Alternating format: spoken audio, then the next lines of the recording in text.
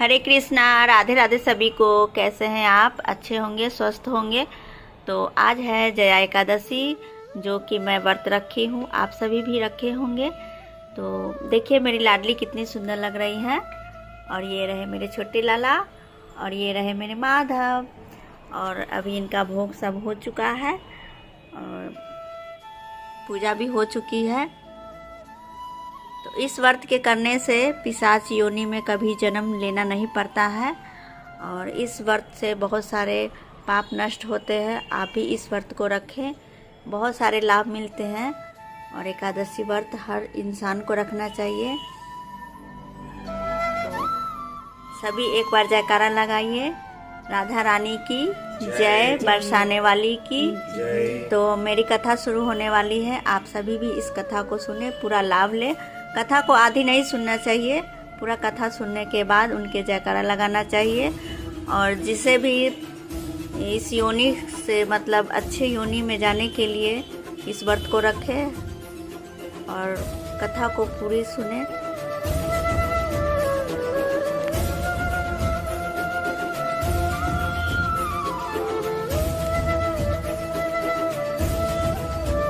जया एकादशी के बारे में अभी कथा शुरू होने वाली है। मेरे मंदिर का दर्शन कीजिए। जोर से बोलो राधा रानी की जय, बांके बिहारी लाल की जय। माघ पक्ष के शुक्ल पक्ष की एकादशी को जया एकादशी कहते हैं। इस एकादशी को करने से सब पापों से मनुष्य मुक्त हो जाता है और उनके पितर तक भी पिशाच योनि से मुक्त हो जाते हैं। और इस कथा को हम विस्तार पूर्वक करने जा रहे हैं। युधिष्ठिर ने भगवान श्री कृष्ण से पूछा,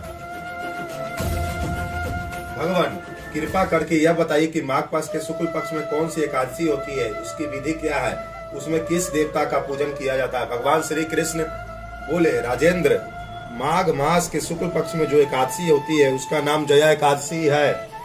वह ब्रह्म हत्या जैसे पाप और तथा पिशाच तत्व का भी विनाश करने वाली है। इस व्रत को करने पर मनुष्य को कभी भी प्रेत योनि में जाना नहीं पड़ता। इसलिए राजन, हे युधिष्ठिर, प्रयत्न पूर्वक जया नाम की एकादशी का व्रत करना चाहिए।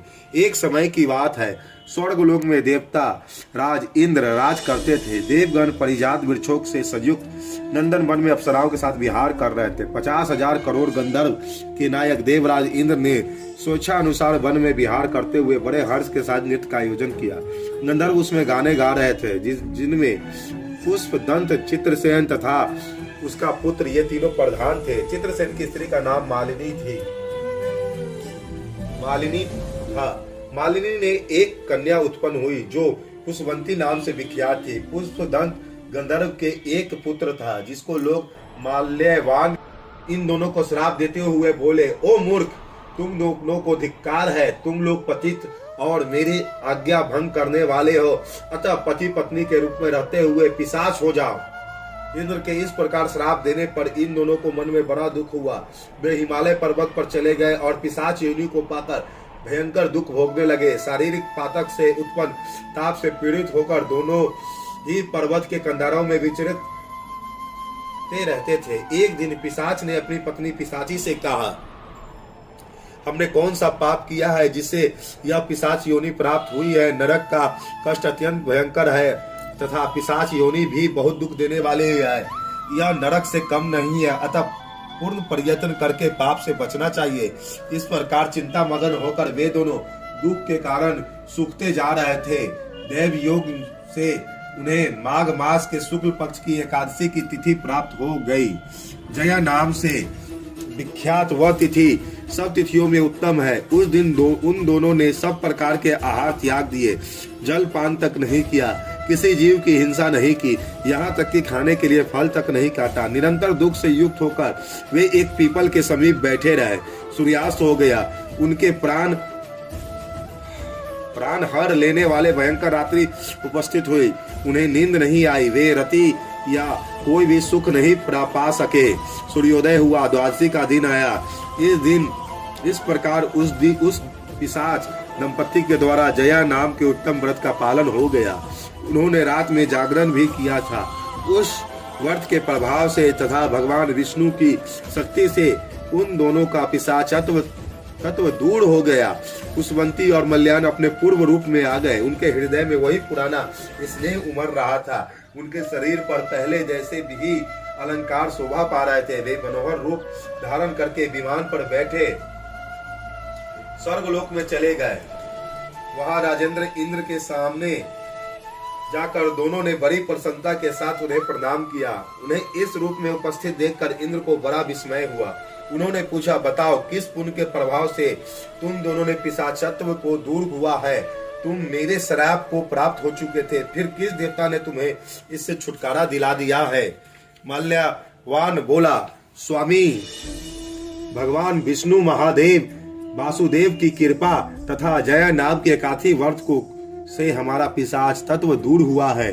इंद्र ने कहा, तो अब तुम दोनों मेरे कहने से सुधापन करो। जो लोग एकादशी के व्रत के में तत्पर और भगवान कृष्ण के शरणागत होते हैं, वे हमारे भी पूजनीय होते हैं। भगवान श्री कृष्ण कहते हैं, राजन, इस प्रकार एकादशी का व्रत करना चाहिए। निरश्रेष्ठ, जया ब्रह्म हत्या का पाप भी दूर करने वाली है। जिसने जया का व्रत किया है उसे सब प्रकार से दान दे दिए और संपूर्ण योगों का अनुष्ठान कर लिया। इस महात्म्य को पढ़ने और सुनने से अग्निष्टमी यज्ञ का फल मिलता है। संगीत का एक साधन है, ये एक विद्या है। इसमें पवित्रता आवश्यक है। फिर भी जिस सभा में अपने से बड़े गुरुजन आदि उपस्थित हो, वहाँ प्राणी को संयम और मर्यादा रखनी चाहिए ताकि गुरुजनों का सम्मान बना रहे। गुरुओं का अपमान करने वाला मनुष्य घोर नरक को होता है।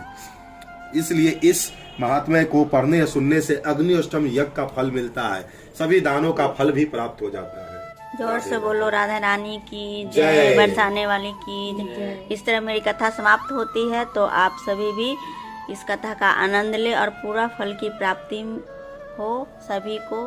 तो राधे राधे।